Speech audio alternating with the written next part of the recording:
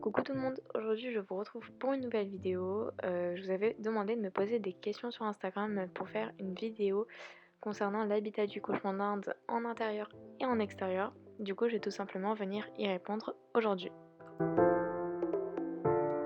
Donc la première question qui m'a été posée c'est est-ce qu'ils ont froid? Alors oui et non. Un cochon d'Inde qui vit en intérieur aura beaucoup plus froid qu'un cochon d'Inde qui vit en extérieur forcément. Tandis que le cochon d'Inde qui vit en extérieur, en fait, a tout simplement son poil qui s'habitue aux températures de l'extérieur. Donc en fait, son poil d'hiver est beaucoup plus, «renforcé» entre guillemets que le poil d'un cochon d'Inde qui vit en intérieur.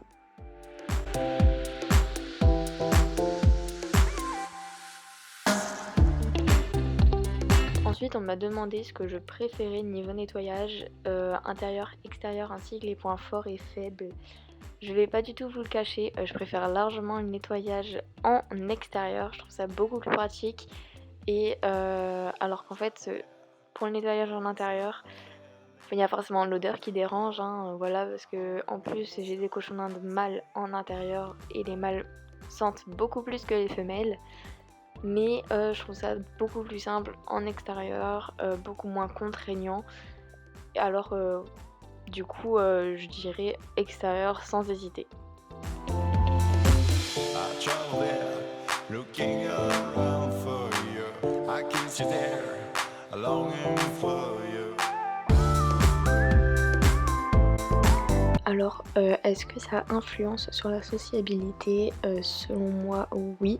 Je trouve que mes cochons d'Inde qui sont, en intérieur sont beaucoup plus proches que moi, alors que je les ai depuis beaucoup moins longtemps que, bah, les filles de dehors. Donc je préfère largement pour la sociabilisation, l'intérieur. Ensuite pour la ration, forcément je donne une ration plus grosse et un petit peu plus grasse, à celles qui sont en extérieur pour qu'elles puissent bien supporter l'extérieur étant donné que là où j'habite, il gèle en hiver. I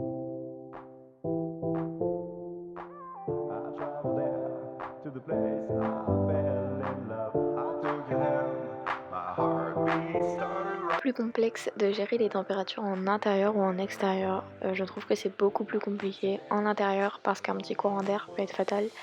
Donc c'est beaucoup plus compliqué en intérieur, je trouve. Après, pour les maladies, je trouve pas personnellement que les cochons d'Inde d'extérieur sont plus fragiles aux maladies comme ceux d'intérieur. Tout dépend en fait de l'environnement et de la fragilité du cochon d'Inde. Savoir que Napoléon, donc celui qu'on voit sur cette vidéo là, est un cochon d'Inde qui vivait en extérieur de base mais qui est assez fragile parce que quand je l'ai récupéré, il avait une carence en vitamine C et en fait ça lui a causé plusieurs soucis, notamment de l'anorexie à une période et c'est pour ça que monsieur est en intérieur actuellement.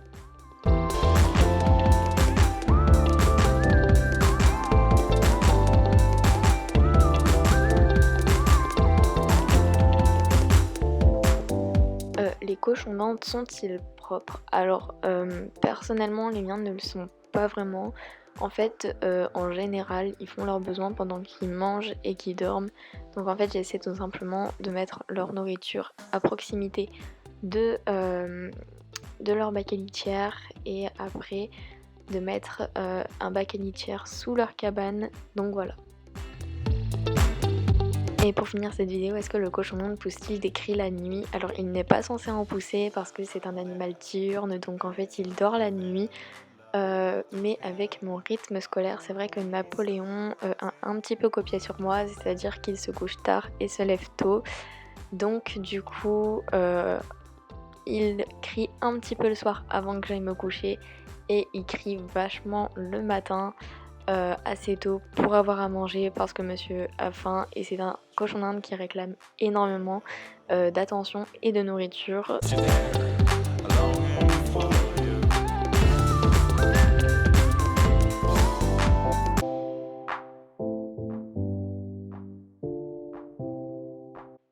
Sur ce, j'espère que la vidéo vous aura plu. J'essaierai peut-être de vous en faire une comme ça par rapport au lapin.